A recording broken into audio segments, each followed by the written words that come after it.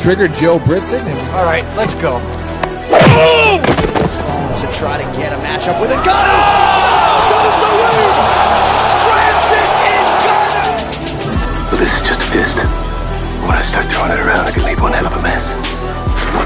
Let's dance. Multiple occasions. Wow. It looks like they're going to swing to the very end. And he wasn't kidding. Wow. It's very rare. What a finish. Another one. Really poses the question, what do you want to do? Do you want to take a chance and risk getting knocked out? Oh my God! Oh my God. Trying to take care of business, trying to get to It's a knockout. Oh my It's a God. Knockout. And it's closing in, trying to finish it, and it's over! Because I'm going to take this foot and I'm going to whop you on that side of your face. There's not a goddamn thing you can do about it.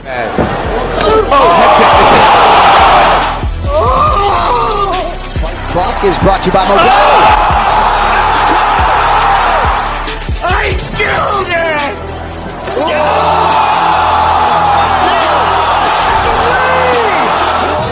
Punch me right in the face, man.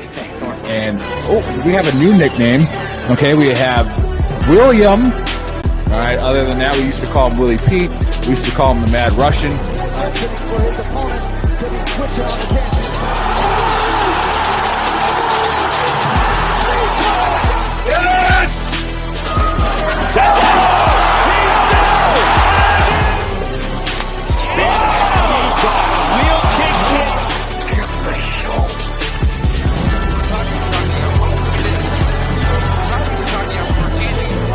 Now you're gonna get it, Bobby!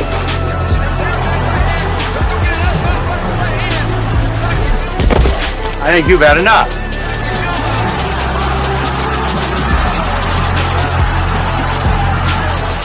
No? Now you've had enough. Bitch. Wow. How good is this? Finish him!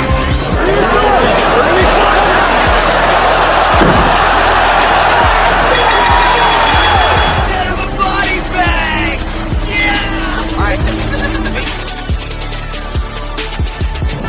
Another one.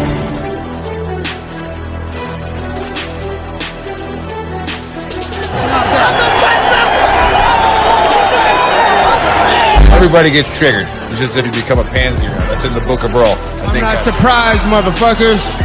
You called down the thunder, well now you got it. Gotta be very careful.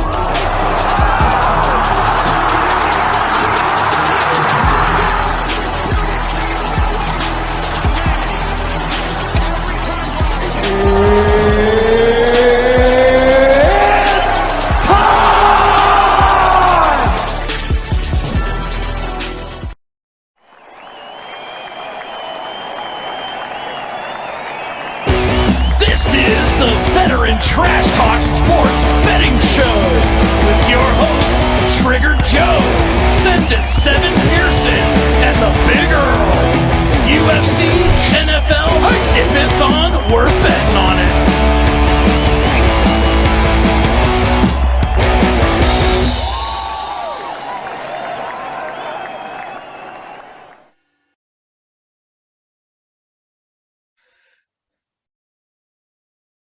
Lend me your eyes and ears for a moment. Take a look at the screen. There are multiple reasons that destroy our veteran brothers and sisters. There isn't just one answer. One of the problems is opioid addiction. Happy Place Hemp has bought into our mission to combat this addiction. If you are suffering from chronic pain or insomnia, go to elevatedhempsolutions.com and use the code VTT25 off to save 25% on your journey to a healthier you. Our fake Asian in the back, Muffin Fingers, he screwed up, had to reboot his computer, and we apologize. But that's what happens when you hire a Marine. Okay, it's just it is the way that they're just gonna bowl through things, right? They're just gonna roll, like, no planning whatsoever, just storm the beach. Even though the largest amphibious assault wasn't a Marine in there, but not a big deal. He's gritting his teeth right now, and I'm okay with it. Well, welcome to the UFC 267 Pick'em with our experts, Bill, Send It 7, the champ, Pearson and Trigger Joe Britson, although I believe that it's been narrowed down to 2 points. Maybe we'll get into some of that later. And I'm the Big Earl. I'm here for your NFL locks. So big shout out to our sponsors. You heard the ad for Happy Place Hemp. All right, these guys. Again, they're giving you 25% off their products. So they bought into our mission. Anything you have for pain, insomnia, your animals, they got pet shit there. They got all kinds of stuff. All right. So go there, put in the code VTT25 off. You'll see the banner across the screen and get yourself a discount. Then we got 10th Mountain Bourbon and Whiskey. All right. Put in that code VTT, get yourself a discount. And of course, Zach Farkas with the Veterans Mortgage Source. Check them out as well. They've all bought into the mission. And they put their money and stake into it so that we can do our shows and have the fancy lights and the green screens and somehow pay the guy who screwed up today. But it is what it is. All right, that's over with. We had a pretty good week last week. Didn't make a lot of money, but we didn't lose any money either. And the Big Earl went +2 on locks and hit his upset. So I hit my upset, and we'll talk about that later. And these guys, what did you go? Setting 7 for 9 on the fights. Yeah, I think that's right. Yeah, something about 7 for 9 is what I lost the sheet, but I usually keep track. But yeah, I think it was 7 for 9, which means you're making money. I hit a 4-fighter. Yeah, you did hit a 4-fighter. And then again, we're going to start charging for that when you want to see the parlays, but not quite yet. So these are your last free picks. So if you're watching, say hi, say where you're watching from. And if you have any questions or, things about the picks, let us know. So let's get to it. Let's get to the first fight. UFC 257. I'm excited. I'm pumped. All right, because the experts are happy. I just want to make some money. Now, these guys are going to give you their picks. They're going to give you their locks. All right, they're going to give you their parlays and their DraftKings sleeper. And I have to put that disclaimer out every time. Don't bet parlays unless you got money to lose. All right, parlays usually lose. That's why Vegas has very tall buildings. That roulette table. All right, playing 19 all the time. It never hits. I always lose. All right, so make sure that you put money on the locks that we say, and then if you got a little bit extra scratch, throw in a parlay, throw in a 5-fighter, 6-fighter, whatever they give you, and make some extra scratch. So the first fight, all right, light heavyweight fight, and you got Ankalaev. I bet on him before at 15-1 versus Volkan. Dude's first name is Volkan. All right, and then it's Ozdemir. Yeah. All right, the old Zamir. Now, this one was very tough for the Big Earl. Now, remember, don't bet on what I say unless you're Colby Richardson, all right, who bets clown picks, all right, and he's a friend of Tanner Port. That's probably why he does that. But I say dumb shit all the time about UFC, so literally don't listen to me. I'm only here for the humor aspect of the show. I'm going that this is going to be a draw, because I could not. Both these guys grew up on the Eastern Bloc or in somewhere in Afghanistan, like just someplace where you don't want to be. So I have a feeling that both these guys in the second round at some point in time are going to Rocky Apollo Creed, knock each other out. All right, it's going to happen. It's going to be a draw. They're both going to hit right hooks on each other, and they're both going down. And then the ref's just going to look and put his hands up. And Ricky Bobby, what do I do with my hands? All right, I don't know. So the champ, which Joe has yet to, it's taken him 8, 9, almost over a year. He's not overcome this deficit. So we got the champ, Bill, send it 7. Pearson, what do we got for this fight? Definitely not a draw. I got, clearly it's going to be Ankalaev. Those who don't know, Ankalaev is the Khabib, he's the Khabib protege under their dad. So that's why Americans only say Khabib, right, yeah. Bill? Not going to work for me to say that on the show. That's what. So the thing with Dagestanis is that, there's this mystique about it, but the real thing is that their wrestling and their cardio is insane. But Ankalaev is that dude that comes in hot and heavy and loves to throw hands. The guy is fighting. He's been subbed and TKO'd. So I argued with the round on this one. I'm going to go with the end of the first round, under 2.5, Ankalaev TKO. I think he's going to come in hard and fast.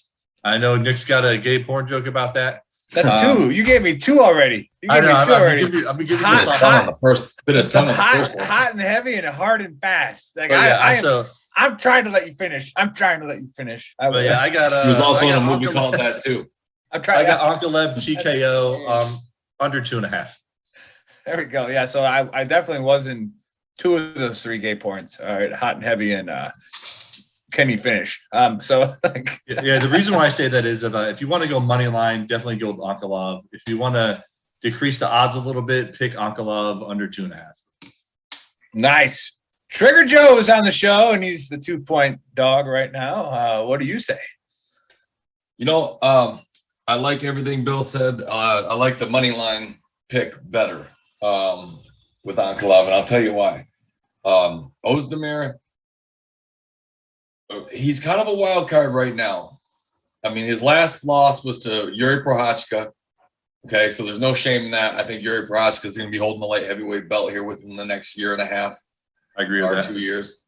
I think he's only got one more fight ahead of him before he goes for the belt. So Prochazka, he's a monster. But Ozdemir's fought Dominic Reyes. He took to a split decision, I believe. He's fought really good competition. And I believe Ankalaev's the better fighter, but Ankalaev isn't quite proven yet. He's knocked out some pretty good fighters. He hasn't fought anybody of this experience level, and he's coming out of Sanford MMA, and those guys are churning out fucking animals at every fight. You hear Sanford, and the guy's a horse. So I like Ankalaev to kind of respect Ozdemir's power, and maybe uses offensive wrestling because it will be better. And he's a better grappler. So I think that if he comes in for the knockout in the first and doesn't get it, I think Ankalaev wrestles him because he's not going to want to stand on the feet all night with Ozdemir. That's the only way Ozdemir can beat him. So I like Ankalaev money line by decision. So the clown bet is the draw, and that's obviously what the Big Earl says, but that's what we got going with. Hey, all right, big audience coming on at Veteran Trash Talk and Gruntworks. Hey, at any time during the show, all right, go to either gruntworksclothing.com or go to shop.veterantrashtalk.com and put in the code VTTGW and get yourself a discount. All right, on to the next fight. And you get shirts like this, by the way. Quit being a triggered pansy, all right? And this is the original. The original. Remember, we gotta feed our kids. Go buy a shirt. All right, welterweight fight. Then you got Jingalang-a-Lang-Tang versus Shimonov. All right, now this one was not hard for me because where's Shimonov from? Parts unknown. Shimaev. Where's Shimaev from? Is he he's like Van Vader. He's like a Kazakhstan guy. He fights out of Stockholm, Sweden, but he's another Eastern Bloc dude that went to Sweden for his fight camp. Right. So I have a feeling he's going to come into this fight with a little revenge from what the Chinese have been doing to his people. All right. So is Jingalang Chinese or is he Korean? What is he? I mean, nobody really knows. I mean, maybe Chris can tell us. I do know that when people are blind, this is when he's from China. When he comes in the room. So I was right. Jingalang's in the room. Jingalang looks like a Chinese person, right? So no, he is. So Chinese. Anybody doesn't has been sleeping under a fucking rug or doesn't care about geopolitics. All right, the Chinese are murdering Muslims, right, left and right. Okay, that's what they're doing, and nobody gives a shit. Yeah, exactly. The Uyghur population. So Shimon's going to come on there, and he's going to get revenge. Shit that'll get us shut down when we get big enough, right, Bill? Yeah, exactly. He's gonna come in there and win a war for them, and it's going to be a first round KO. Joe, what do you say? All right, look, I wasn't lying, Joe. That's what the Chinese are doing. All right, this isn't Fox News or CNN. I'm merely an observation from my point. Yeah. But I love this kid, Chimaev. I think he gets a few more high quality fights under his belt, and I think he's one of the few that possess the physical tools to challenge a guy like Kamaru Usman because he's a giant welterweight. That's one thing that they don't notice until he gets in the octagon. He's a giant welterweight, 6'2", 170, probably walks around 195. He did have a little trouble with the weight cut, and that makes me a little concerned. but this dude's an animal. I see a lot of experts are saying Jingling. He does have some power. He's got some pop. Has a chance to stun Chimaev, so he's going to go ahead and wrestle. I think it's the other way around. I think Chimaev's going to have success on the feet, and Jingling's going to want to get off the feet, and that's where it's going to be a stoppage. So I got Chimaev by second round TKO just by overwhelming him. Very ground nice. And pounder submission one, but I got him by in my parlay. I got him by TKO or submission double chance. So nice. And the guy who's got a crush on you and Dave, Rick, says hi. So everybody say hi to Rick. And then we also got Preston Paris. All right. The guy took a bullet to the neck. Why? Because he did too many shoulder shrugs. I told the motherfucker not to get big. All right. If you get big, you get shot. And he didn't listen to me. And then there it is. So like, just means there's more meat on you.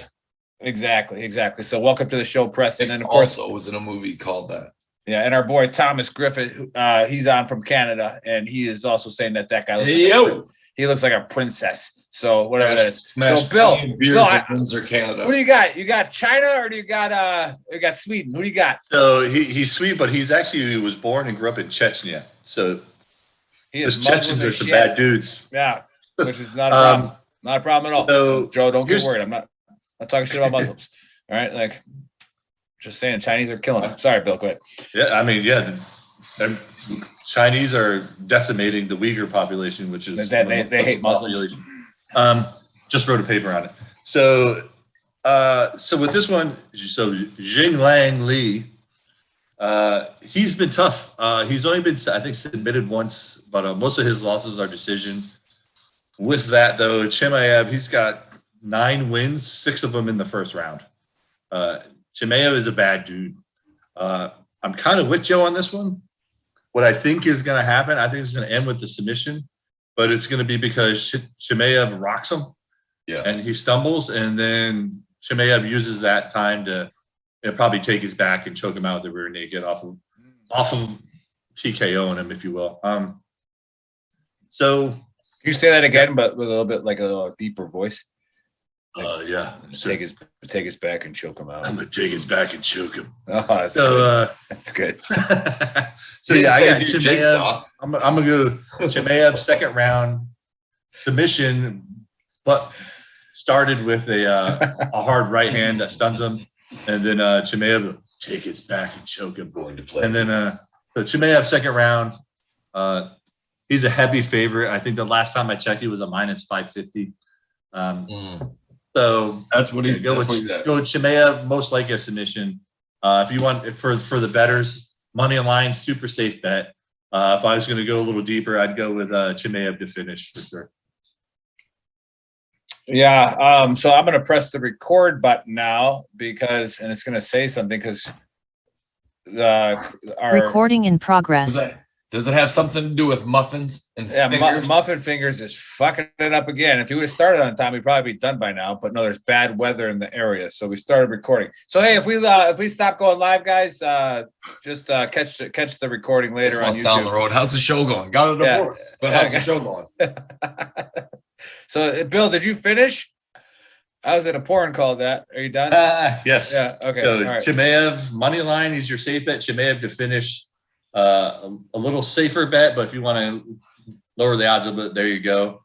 And Tim Moore is watching on Gruntworks, and he usually comments. I'm waiting for his picks as well. Yeah, Tim, get your shit together. Yeah. Tim Moore usually has some pretty good, solid picks too. We got to get him on the show. We got the Weed for Warriors project watching on Veteran Trash Talk. Oh, that's Rico.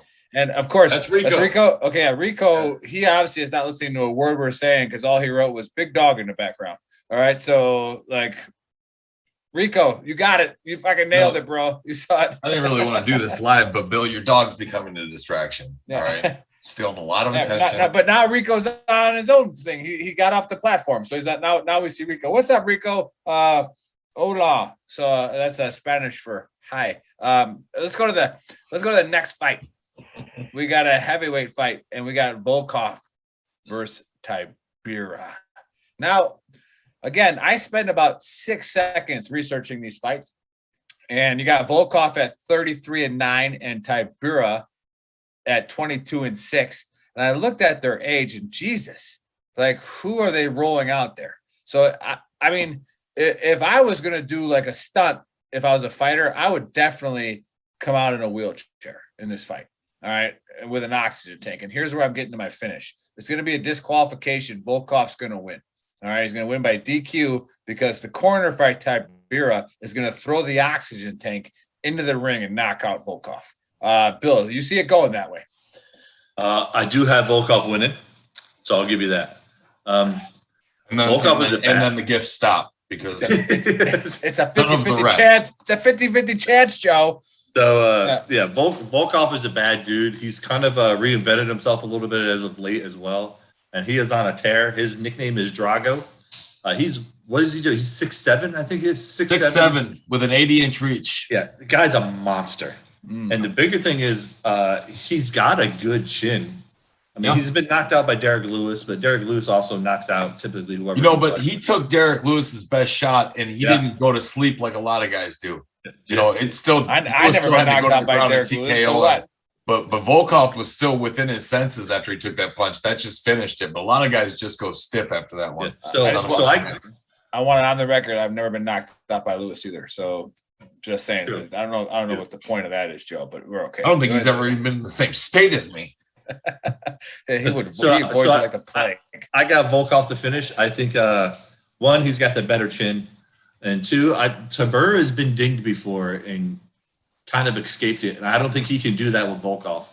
And I think Volkov has beat the better guys, and by like Joe talks about MMA math, Volkov has destroyed the guys who have beaten Tybura too. So I got Volkov to finish. I don't see this fight going the distance. So definitely Volkov money line. If you want to pick him to finish, I don't see this fight going the distance. I think Tybura is going to get a little risky. He's going to get dinged pretty hard by Volkov. I mean, he's just a bigger guy, and he's got the better chin, so he's going to be willing to do those exchanges. Volkov to finish for sure. All right, Trigger Joe, what say you?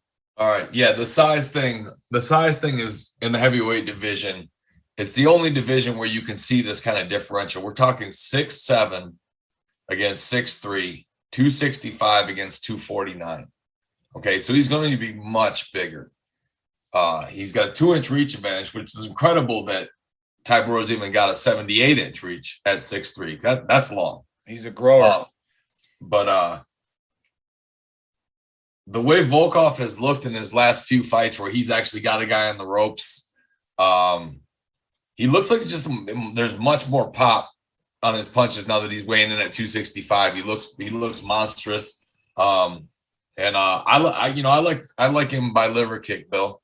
I think he goes the way Walt Harrison kicks that gut that Tybura's carrying around. If he lays into one, that's how he finished Walt Harris. And fat guys that are short and hittable are very kickable, and Volkov's kicks are devastating. So I'm gonna go ahead and say Volkov by liver kick in the second. I think it's not that far off of a pick either. Yeah, man, his kicks are brutal, and he likes to hit to the body. That's something the Big Earl could have came up without any analysis and not even think about it. Son of a bitch, where's the liver kick at? All right, so there you have that one. That's a wound. He bleeds it out slow. Yeah, I had the ovary kick once. That didn't pan out.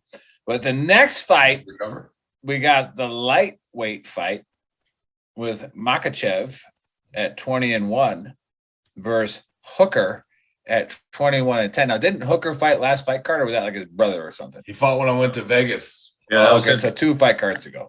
All right, now here's how I know that Makhachev is a huge favorite. That's what Joe told me. I didn't research it at all. He just told me that. Okay, minus 620. Right. So, but I'm gonna go Hooker here. All right, and here's why. It's gonna go to decision. Hooker's gonna survive. All right, and then someone's gonna call from the U.S. Embassy and State Department and make a trade embargo on Makhachev's country.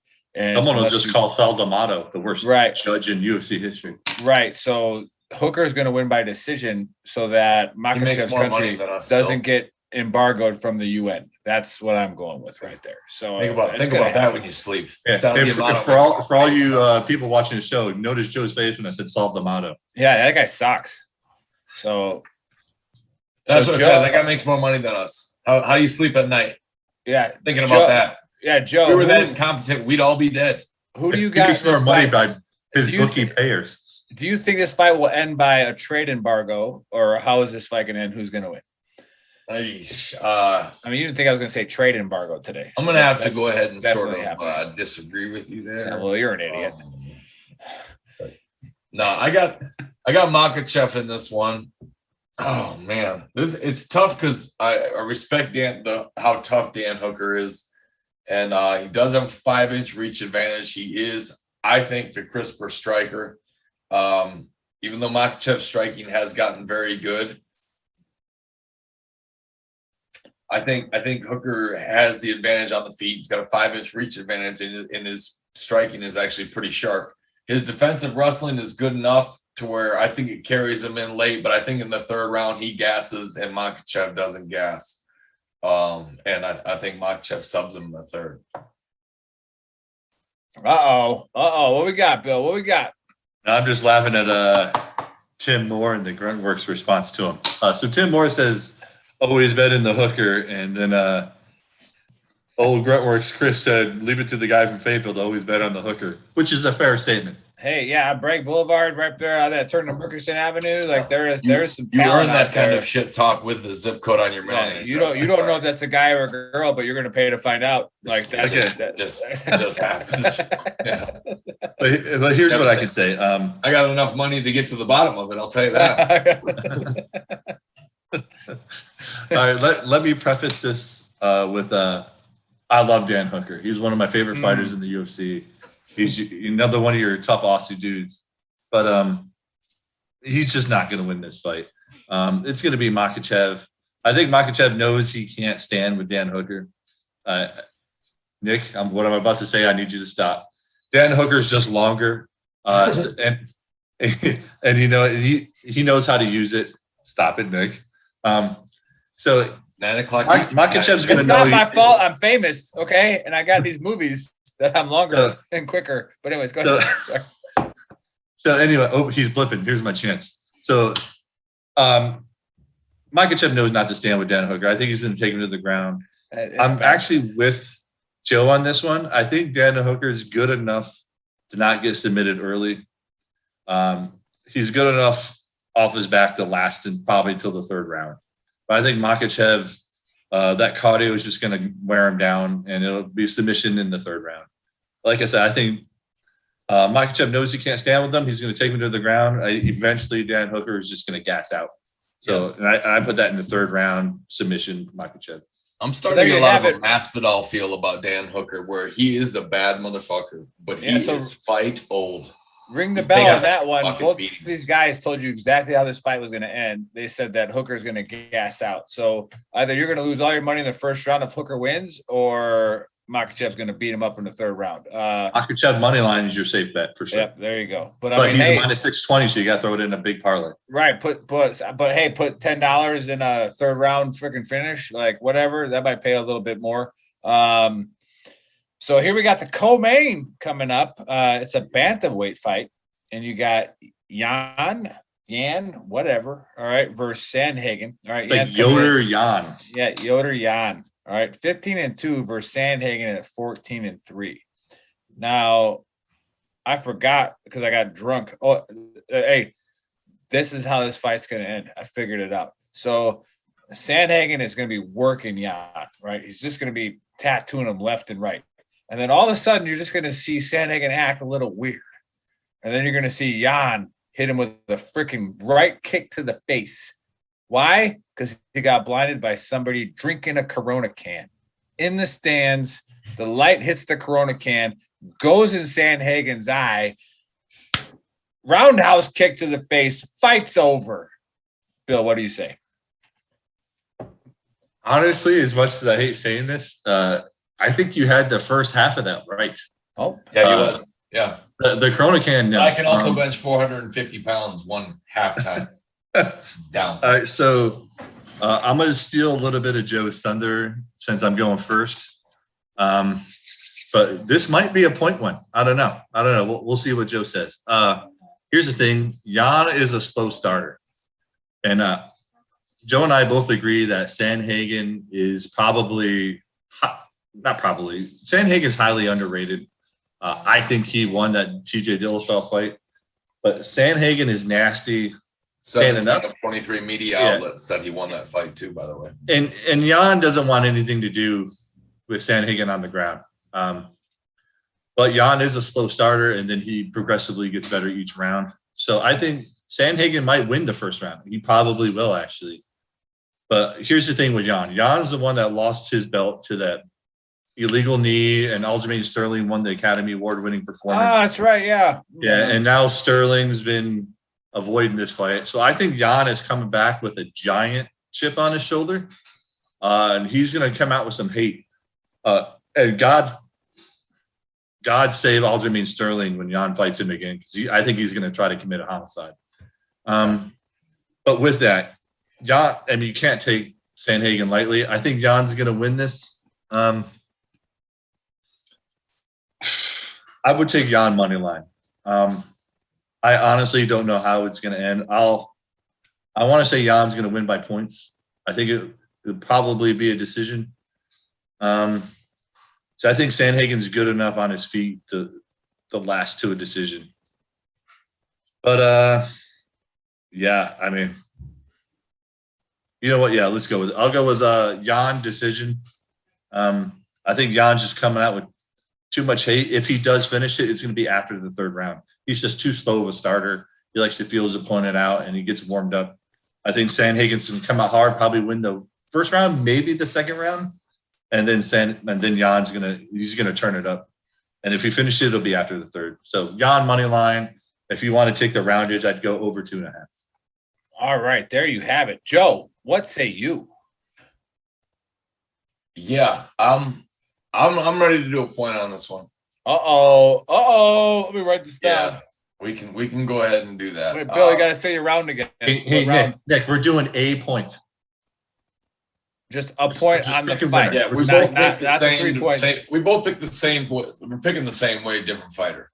Okay. All right. I agree with everything Bill said, except we get to the 5th round, and I say it's 2-2, and I think eventually, after blitz after blitz after blitz, I think Peter's going to start getting caught on the way in, and the 5th round's going to go to Corey, and Corey's going to win 40-47. But I do agree he's going to win the first 2 rounds. And then I think if he survives the 3rd without getting hurt, because what Jan's going to do in the 3rd is come out like Sandhagen just kidnapped his kids. That's 100% true. It's freakish how he does it. He gets stronger as it goes on, even if he's lost a couple. But he'll give away a couple rounds. He's almost like, hit me, get me going. But I believe Corey's the fact that Corey's 5'11" at 135 makes him look like a giant. Jan's 5'7". Corey's got quite the reach advantage. He's got some pretty creative kicks. He's a fantastic striker. Peter's a boxer. I don't believe he kicks better than Sandhagen. I do believe he's a better puncher, but the reach goes to Sandhagen again. So who knows? Maybe he gives him trouble all night and Jan can't figure him out for 4 rounds or something. And Sandhagen really shows everybody how underrated he is.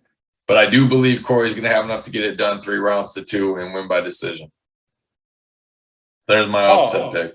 All right, there you have it. We got a point on the actual fighter. So it could be a 1-point lead. Joe could narrow it down, or Bill could increase the lead back to 3.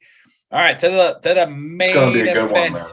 It's going to be a great fight. That might be the fight of the I think card. that's going to be the fight of the night, to be honest with you. Yeah, There that's you going to be go. a great fight. So David Gray is watching. Now, Bill, I need some help with David because he's not understanding that we would love, Veteran Trash Talk would love to sponsor that softball team, but he has to send me exactly what he wants and not like in a text Well, message. they already won.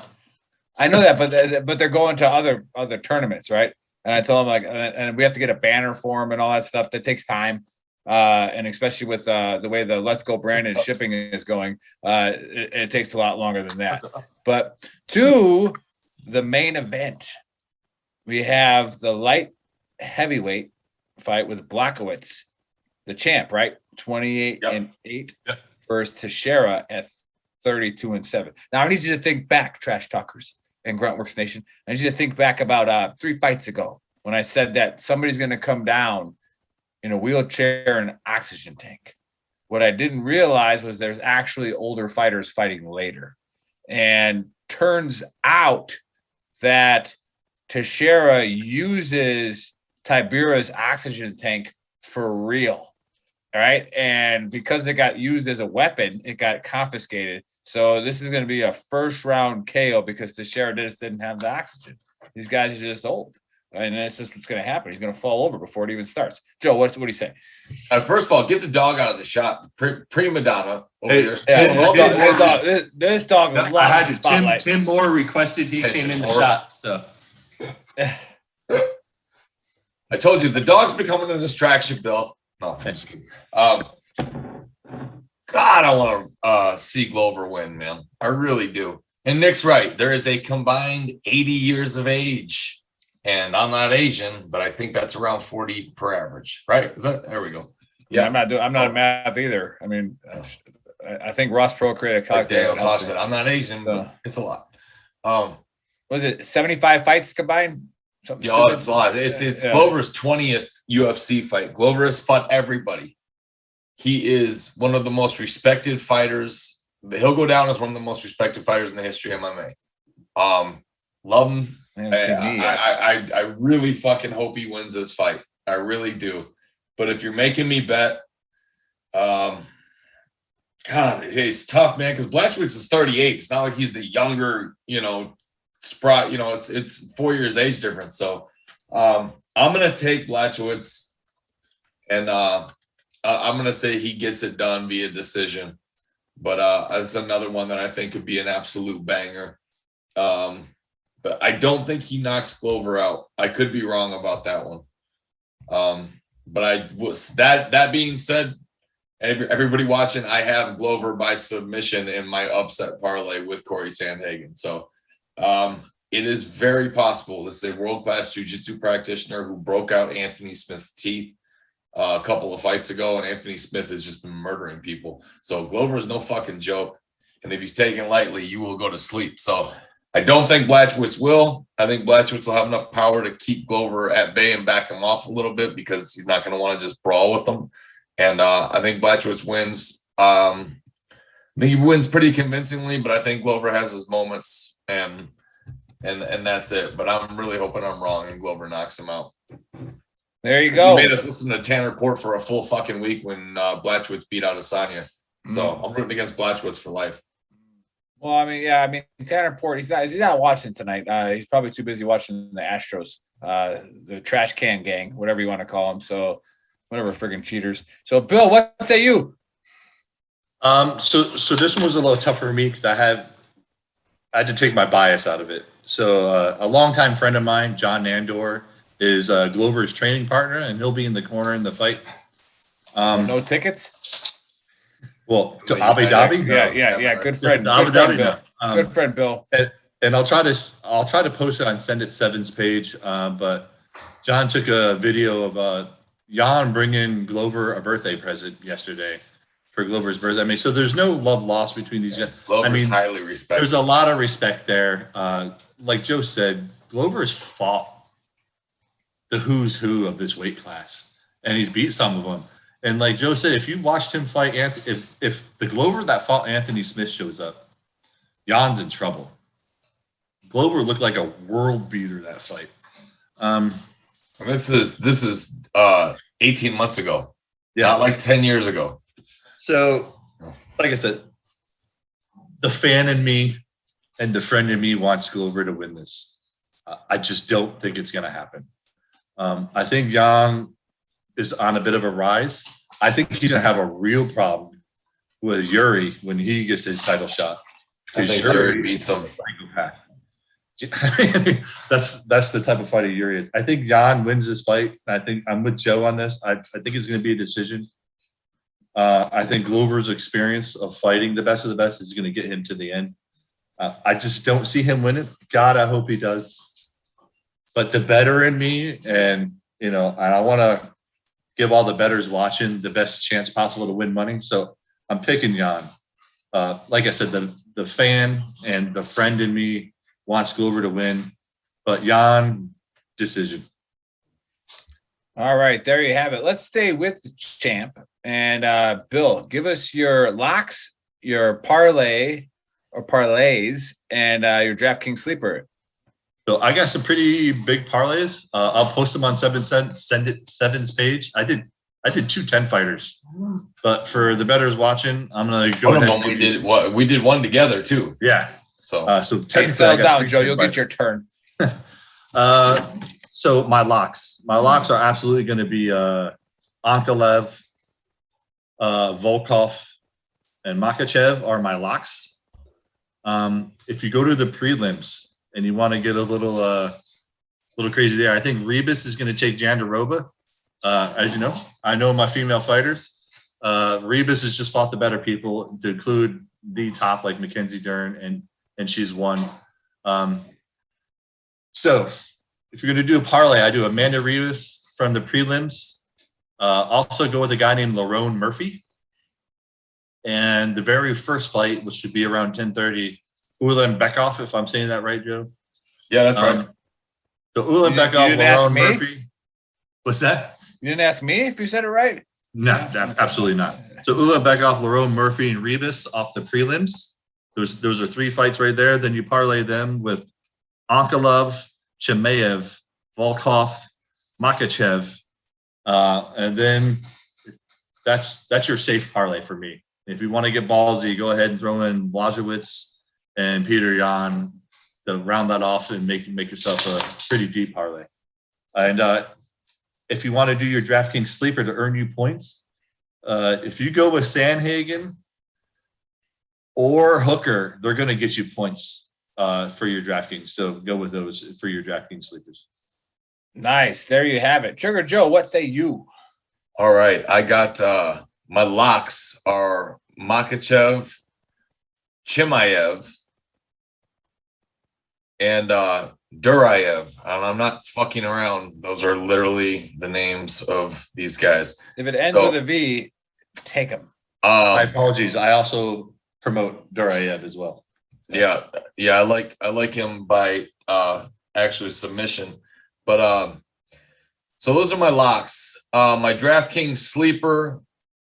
Corey Sandhagen's going to be cheap, but I'll give you one more at plus 190. This St. Denis against Zaleski dos Santos. This St. Denis is 8-0, and he hits like a freight train. And I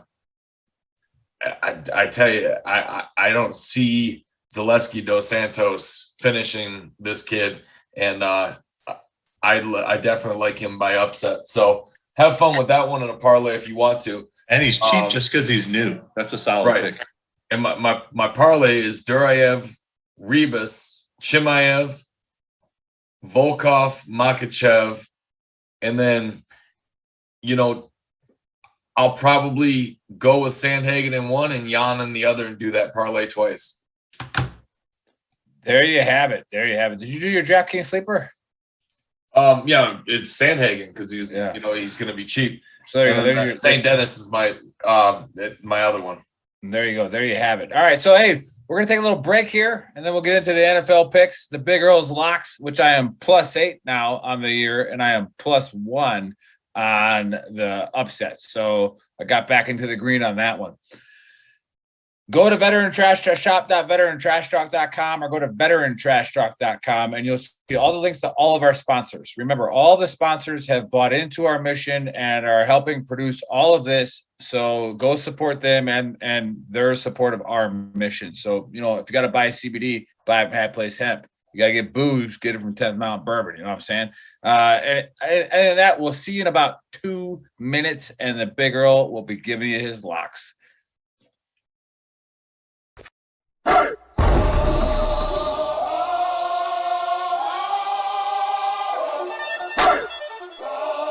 comes the, y'all don't really want it like that. Yeah. Here comes the, no. Here comes the, oh. Here comes the, y'all don't really want it like that. Yeah. Here comes the, no. Here comes the, oh. Here comes the, y'all don't so. I keep big bills up in my heart, all the dirty like blood, so ain't got no twist in my head, but I'm still dreadful, and I got plenty of bread, so I go to bed full. I'm in it to win it, I'm all in. I might call you my cuz, young blood, but we ain't kin. You think of jumping, man, you best think again. The dirty, I'm the type of man that might go broke for revenge. Had some not so nice friends, kick the door off the hinge, take the door off your bins, pop four of your friends, man, please. This shit ain't cynical, man, no subliminal. I'm physical, financial, and mental to be a general. Hey, the mama claims she want a soldier, not the type be in the tank, but in that Rover. Man, please, I'm in the zone like AIDS full blown. I'm killing it like a blind man reading. I'm feeling it like, oh, yeah, here comes the, oh, here comes the, oh, here comes the. Y'all don't really want it like, yeah, here comes the, oh, here comes the, oh, here comes the. Y'all don't really want it like, yeah, here comes the, oh, here comes the, oh, here comes the. Y'all don't really want it like, yeah, here comes the, oh, here comes the, oh, here comes the. Y'all don't really want it like, he think he got her when he knew he's off his butter. He ain't never been a fighter. You can go and ask his mother. I'm a lover and a fighter, producer and a writer. Give your girl a quick fix and give your man a nice shiner. You know y'all don't really want it, and I can tell just by looking at you that you the type to run and go and tell just by looking at you. You on a mission for recognition by this. Talkers, welcome back, Gruntworks Nation. As you can see, I am the only one on the screen right now. And well, there's a dog back there. That's because Trigger Joe and Bill Pearson just gave you their locks, and they just gave you their DraftKings sleeper, and they just gave you their parlays. So they need a little bit of a break. And so Joe's probably smoking a big fat bowl right now, which none of us are against here at Veteran Trash Talk. That's a safe bet. I'll put 10 on that. Yeah, put 10 on that. He might be ODing right now. So if you're in the 8 Mile area, go check on Joe. He says 8 Mile, but I'm pretty sure everybody from Michigan and the Army says they're from 8 Mile. Not quite sure. So he's doing a freestyle in the cellar right now. Just like everybody runs a 4.340 and everybody bench presses 400 pounds. It's like, well, pony up, doggy. It's like everybody you ever meet from New York is from Brooklyn or the Bronx. Mm-hmm. Well, if you've ever bragged about running a half marathon, in the words of Daniel Tosh, you can shut the fuck up forever. Yeah. Until you shit yourself and your nipples are bleeding on mile 26, no one wants to hear about it. All right. Well, let's talk about Thursday a little bit, real quick. Now, my Packers, they did very well. They won, and I did not pick them. I didn't put any money on the game, but actually, I put money on the under, which hit. So that was a big one. Again, I make my picks. So just when we go into the Big Earl's locks, just remember, I make my picks that the ball bounces right. And I told everybody betting on the Packers, I said, you're going to need some clown shit to happen for the Packers to win. All right. Because the Packers were missing their top 3 receivers, their top 2 cornerbacks, and their all pro rush guy and their starting center. They're missing a lot of pieces on a Thursday night game too. Quick turnaround. So you had a muff punt. You had a tipped interception, and then you had A.J. Green run blocking with 13 seconds left and no timeouts for Arizona. So I'm not quite sure why A.J. Green was blocking on that play, but as a Packer fan, I'll take it. All right, and it was an interception. So you needed some clown ball to happen for that to go down, but it is what it is. What do we got, Joe? Let's go through these games. Let's go to hot Atlanta at 1:00. We got the Panthers going into Atlanta. Atlanta's -3, 46.5 over under. Hey, Dick, whatever you say tonight, I'm putting $10 on immediately. So you better be hitting right. All right. So I never thought I would say this. So this is your first $10 bet. That's just I didn't think I was going to say this, but Atlanta's a lock. All right. Atlanta is a lock at -3 with Christian McCaffrey not playing again. I just don't see the Panthers going into Atlanta and doing anything. Now, the only hope that Carolina fans can have is that Atlanta hates winning. All right. But is it possible that Atlanta comes out of this week 4-3? It's possible. All right. They've won 3 games this year. All right. So I'm going to go Atlanta as a lock. All right, Joe. All right, let's go.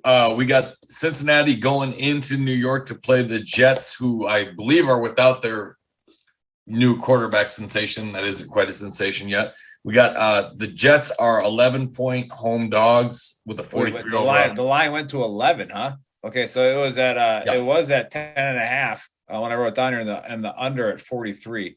I'm taking it's minus 17. Yeah, I'm taking the under here. All right, so now be careful with what the Jets did here. The Jets, they got Joe Flacco back. All right, so Joe Flacco knows that offense. It's tough for still me. The Jets, though. Yeah, exactly. I'm still taking the Bengals, but if I'm going to put somewhere, David Deal has NFL wood and is getting ready to get all over Facebook. Hey, Joe Flacco spew all over us if they do something crazy here. You know, the only time I semi-agreed with Deal was that Joe Flacco is a very good quarterback, and people don't realize that he has made throws in his career that got dropped that would otherwise he could slowly be like Tom Brady, not so much Tom Brady because Joe Flacco beat him in the AFC Championship game. But they dropped the ball. He made the throws. He has been screwed over by some shitty receivers. Yes. And not even bad receivers, good receivers dropping the ball. It's like, what are you doing? We're at 99 out of 100 times they catch it. So I go Bengals money line here, and then I like the under. So. All right, we got LA and the Rams going into Houston, who is a plus 16 at home with a 46.5 over under. Right. I like this is one of my in-game parlay bets. I like the Rams to cover here, and I like the over.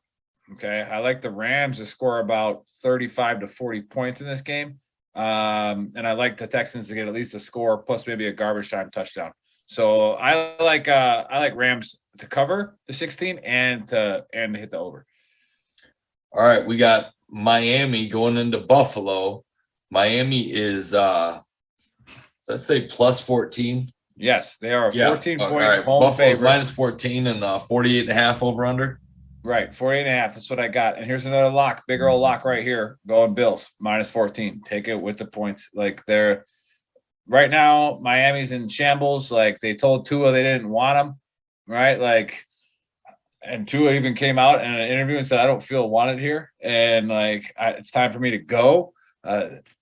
Who knows? That could motivate the locker room to make some kind of screwy thing happen. But if the ball bounces straight, the Bills win by 20.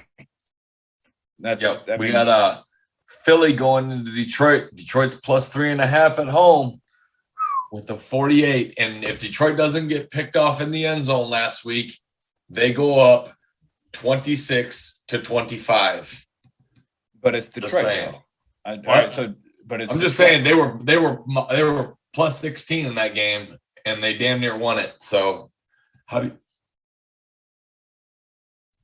Yeah, I like the Lions to win out right here.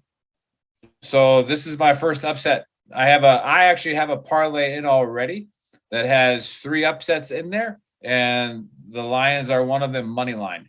Bill, do you know what that means? That means that the Lions win tomorrow, and Nick is correct, that the Lions will lose the number 1 pick, and the number 1 pick will be the next fucking Joe Montana. I'm just saying, that's all that's going to happen. Exactly what happened. That's 100% how the Lions act, too. Yeah. And guys, feel free to chime in on any game that you want here. But, yeah, I got the Lions winning straight money line. Now, and Tim Moore says go Lions, so he's with you on this one. If you got him in a parlay, that's not an upset parlay, then take the points. Don't be an idiot. It's not that much of a difference in the plus, and the plus minus. So take the 3.5. But I like the Lions straight up here. All right, we got Pittsburgh going into Cleveland. Cleveland is -4 at home with a 42 over under. Yeah, I don't like this game. This is a rivalry game. I don't want to bet on it. I'm not going to bet on it. They're not going to be in any of my parlays. But if you put a gun to my head, I got Browns -4. All right. We got San Fran going into Chicago. I got a feeling this is another one of your upset picks. Chicago +4 with a 39.5 over under. Well, I like the over under. I like the under. All right. So none of these teams can score. However, and 49ers are bad. They're bad. They're banged up. Jimmy G's my man. Is Trey Lance healthy? That's neither here nor there. Well, Trey Lance isn't healthy, and Jimmy G, when he is healthy, Shanahan came out and said Jimmy G's my guy. He's the only guy he got. If you look at the analytics, Joe, Jimmy G doesn't lose that often. All right, so Jimmy G is not a bad quarterback to have behind, to win some games, but he was hurt last week, so we'll see if he comes back and he comes back healthy. But I like the Bears here. I like the Bears in an upset. I like a money line. I mean, I'd give the Bears 3 points. Right. So I think the Bears are going to beat them. I think it'll be an ugly game. I think it'll be like a 21-10 game or 14-10 game, something stupid like that. Cause it is Chicago. It is Clown Park over there. Everything in Chicago sucks, but that's a little biased there. What do we got? Yes, we got Tennessee going to Indianapolis to go up against the Colts, if I can get that word out. But that line's moved to 2.5. So Indy's minus 2.5 at home with a 51 over under. And that means a lot of money's going on Tennessee. And I can't disagree with it. Yeah. What a gross game. I like Tennessee in that one though. I really do. So do I. But I'm actually I circled the Colts because I didn't like the Colts the first 3 weeks of the season. They're healthier. Their defense is healthier. They got practice now. Wentz, if you look at his stats, all right, Wentz has 12 tutties and 2 picks, something like that. Like he's playing pretty well with that team. And then the Titans, they beat some powerhouses, the traditional powerhouses in the last couple of weeks. But I like the Colts. I like the Colts to squeak out a clown ball game here, but I'm not going to bet on it. So that's you going money line. Yeah, I'm going. Well, I mean, 2.5 points. Whatever you want to do. But yeah, I think the Colts in an ugly clown ball game here they're gonna take it. Speaking of ugly, we got Jacksonville going into Seattle. Seattle's minus 3.5 minus 3.5 with a 44.5 over under. Right now, I have hey Brandon. Brandon says hi. What's up, Brandon? Yeah, we're picking some NFL games. I will probably put this. I will probably put this game on TV. This is going to be I think it's an evenly matched football game. I think it'll be a good one. I got the Hawks to win this one, money line at home. All right, we got New England. I like Jacksonville though. If you're feeling salty, like putting in a Jacksonville upset, that's not a bad pick either. So here's my thing: is now that I live at JBLM and I'm right outside Seattle, I fucking hate everything about the Seahawks. I hate Seahawk fans. Yes, I hate the Seahawks. Have I mentioned I hate Seahawk fans? Yeah. Minus Ryan Henderson. I love you. You're my brother. He wasn't even in Afghanistan. But God, the Seahawks fans are. Here's the thing, and my brother-in-law lives up here as well, and he cannot stand Russell Wilson. Is because if you listen to the radio around here, no matter what happens, it wasn't Russell Wilson's fault, and he put the sun in the sky.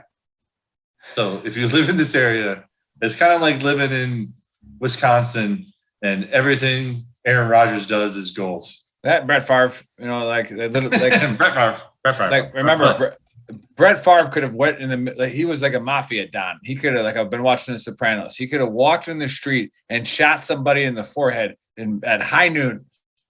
And when the cops came, nobody would have said a freaking word. Not a word. Shit. Nobody saw shit. Protect number 4. And that's how Russell Wilson is in this town. Yeah. I always said that 15, 20 years ago, there was only 12 Seattle fans. Now they have the 12th man. Like, I mean, I don't know where they all came from, but they're all here. I agree with you. They suck. Like, they're just whatever. I call that they're pretty much they're the Taliban. It's like Red Sox. Red Sox Nation. Yeah. It happened until Game 6 of 2004. Right. Suddenly everybody's a Red Sox fan. Yeah. I told you this was their year. Oh, did you? When did you say it? Timestamp it. Congratulations. You're one for the last 39 years. Yeah. Yeah, you're right. This was their year. New England going into LA against the Chargers. Chargers are minus 4.5 with a 49.5 over under. I thought about making this a lock, but I didn't. They will be in a couple of my smaller money parlays. They won't be any straight up bets, but I like the Chargers here at 4.5. This is that money that just goes to New England. I'm like, oh, it's New England. They're back. They just crushed the Jets. Well, they got 3 wins. 2 of them are against the Jets. All right. So I think the Chargers coming off a bye week are going to I think they're going to beat them up pretty bad. They're in my parlay giving up 4.5, but I'm not going to make them a lock, but they'll win by 4.5. All right, we got Tampa Bay going into New Orleans. New Orleans is a plus 4.5 with a 49.5 over under. Yeah, revenge game for old Tom Brady because the last time he was there, they lost by a lot. But man, does Sean Payton allow Jameis Winston to throw the ball down the field?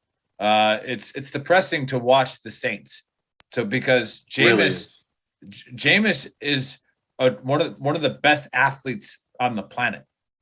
All right, he throws like 98 miles an hour fastball. He was the starting right fielder at Florida State. All right, and he was their closer, and he was their quarterback. Like the dude is insane. Let him rip it. He's gonna throw some picks. Whatever. Who else threw a lot of picks, Nick? Well, Brett Favre did. But Brett Favre played in the league where you were allowed to hit the receivers. You were allowed to, rough them up. There was no 5-yard contact rules, right? So he was throwing 35 touchdowns when the NFL average was 16. So like when I always use that argument when I talk about Brett Favre, I go, remember that he was 20 touchdowns higher than the average, right? When he was winning his MVPs. And so the picks, it was a lot harder to throw the ball back in that day. So Jameis plays up Kurt Warner best show on turf numbers before it was happening. Yeah, before it was cool, and before the cool kids did it. Yeah, but he had some receivers too. People slept on Robert Brooks before the Lions took him out of the league. Oh God, with an illegal hit. Yeah, Robert Brooks made the greatest commercial in the history of video games. Actually, and Tom Brady did an interview, said it's easier to be a quarterback now than it was 15 years ago. People attacked him, and Aaron Rodgers came out and said it's true. He said 15 years ago, I would have never thrown up the middle doing these cross patterns because my receivers would have got decimated. Yeah, he's like, nowadays we'll do it all day because you got all these bullshit calls coming out. So yeah, in the Brett Favre days, if he would have had the same rules today, throw 45 touchdowns a year. Yep. And again, I always love this interview when Favre, I think he threw 7 interceptions against the Rams in the playoffs, right? And it was still a 1-score game. He threw 7 picks in one game, right? And honestly, it happened. And they asked him about like 2 of the throws. And he goes, I knew he'd be open for about 0.3 seconds, at the 10-yard line. So I tried to throw it there. Didn't work out. Like, it's like, okay. All right, Brett, there you go. Yeah, you have it. So yeah, I like the Bucs here. I like the Bucs to cover the 4.5. They're not a lock, but they'll cover. So what we got next? All right, we got Washington going into Denver. Denver's -3 with a 44.5 over under. Denver has become that team this year, Joe, where I can't get them right. I got them right the first 2 weeks, and then there's trash after that. I'm going to go with the Broncos. -3. I'm going to go with them. They'll cover, I think. But who knows? Who knows? I feel like they're serving us up a cupcake here once again with the Sunday night game. We got Dallas going into Minnesota, and somehow Minnesota is favored by 3, and we got a 52 over under. Is Dallas just gonna start laying it on people? And I mean, keep doing it, Vegas. Keep doing it. I love it. I haven't missed on Dallas in a month. Yeah, we were talking pre-show, and I have made all my money this year just on single Dallas bets. I had a 3-leg single game parlay with Dallas on Monday Night Football. I hate Dallas. So stupid. I don't like Dallas. I'm not a Dallas Cowboy fan whatsoever. I despise them. But they are a really good team, and they're always getting shit on by Vegas. The boys, if Dak plays, is a lock. Not just an upset, but a lock, right? Like, if Dak doesn't play or he's playing hurt, then it's going to be a ball game. But if Dak can play, if he can scramble about 3 or 4 times without hurting that calf, Very similar to Rodgers, like when he had his calf injury, where he'll get the needle, and with the first time he runs, he'll pull it, and then he'll get the needle again. And then so if he can scramble 2 or 3 times, then it is what it is. But I got the boys here as a lock. Unless they got one thing in common with the Aikman teams, and that is they have too many players on offense now for you to stop all game long. They're one of them's going to get you at least once a game. And not to mention they got Amari Cooper, and then that CeeDee Lamb kid they drafted. CeeDee Lamb is pretty good. Yeah, he's freaking fast. He's proven that the NFL cannot single cover CeeDee Lamb, and Amari Cooper has already proven that you can't single cover him. So you're going to have to pick your poison. Which one's going to beat you today? All right. So which guy from Alabama is going to embarrass you today? Exactly. So what's your lock? Dallas money line or Dallas +3? Well, Dallas, the lock.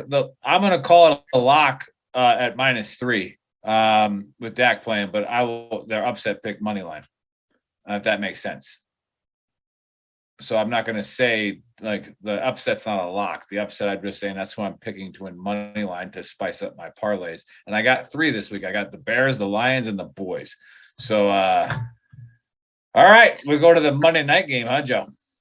Lions and Cowboys and Bears. Beautiful hedge game coming up here. So in all your parlays, all of your parlays, the Chiefs are money line. It looks kind of gross to look at, but I'll say it out loud. We got the Giants going into Kansas City, and I'm not sure who these people are wearing these Kansas City uniforms, but they certainly don't look like Kansas City. Kansas City is the most frustrating team in the NFL right now. So we got KC. A lot of money moved. We got KC -9.5 to 52. Yeah, they get opened at like 6, didn't it? Yeah. But Kansas City has too much talent to be as bad as they're doing right now. I don't understand it. They're losing, all right? So they're not playing. They're just losing, and that's why Patrick Mahomes was right in his interview where he's like, "There's a lot of season left, guys." Like, obviously, the media wants to promote it as like this is a do or die. Like the Packers, you're melting. If the Packers beat the Cardinals, then they're the number 1 seed, you know. And it's like it's week 8, like. Teams can lose 3 or 4 games halfway through. Yeah, chill. Like, a lot of injuries can happen. Chiefs is a great hedge bet. You take Chiefs money line, Joe. You don't take the underdog. Okay, all right. So we had to work that hedge bet out there last weekend. Yeah. Thank you. Yeah. Did you like that response? I go, well, first of all, you took the underdog, and I go, second of all, like. Can't take the points, but as much as I do not enjoy his show anymore, but that was the Jimmy Fallon. Hey Nick, thank you for teaching me how to hedge bet. Yeah. So again, you take in all of your parlays. This is a beautiful hedge game. You take the Chiefs money line. It's not going to increase your odds. It might increase it by like +16, right? So you take them, and then when you hit your first 4 or 5 games on Sunday. Right. Then you put 20 or 30 bucks on the Giants to cover 9.5, which is extremely possible. So now you can hit both bets when the Chiefs win by 7. All right. And it is what it is. So hedge this one. And it was phenomenal. This is a phenomenal week to bet. I actually think we're going to come out of this weekend up a couple $1,000. So it's a good one. The UFC, I'm confident with you guys, and the NFL. Again, let's go over my locks. I got the Falcons as a lock. Yeah, timestamp that shit. I said it. And then Bills -14 a lock. I got Bears and the Lions upsetting. I got the Rams as if you want to do it, if you're on the edge, put the Rams in as a lock as well. But I'm not saying it. And then the boys are a lock and they're an upset. I got them on 2 different parlays. I got them in my upset parlay money line, and I got them as a lock at getting 3. Okay, so remember, all my locks are with the spread. That being said, been a long night, guys. It was a pleasure. Appreciate Muffin Fingers, even though he screwed up in the back. Big shout out to him helping produce the show. Big shout out to Andrew who does the song. And then tomorrow we have Daniel God. God, what Gade. It is what it is. He's a retired lieutenant colonel, PhD. Wrote a book about the policies in Washington and how they're hurting warriors that are transitioning out of the Army. So he'll be on the show tomorrow. It's going to be a great guest.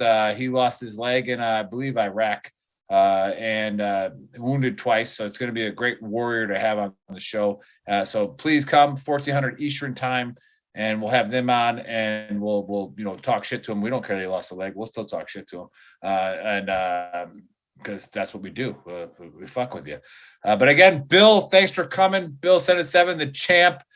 Trigger Joe, always a pleasure. We will see Trigger Joe tomorrow. Bill, I'll give you the last word. Put you on a spot.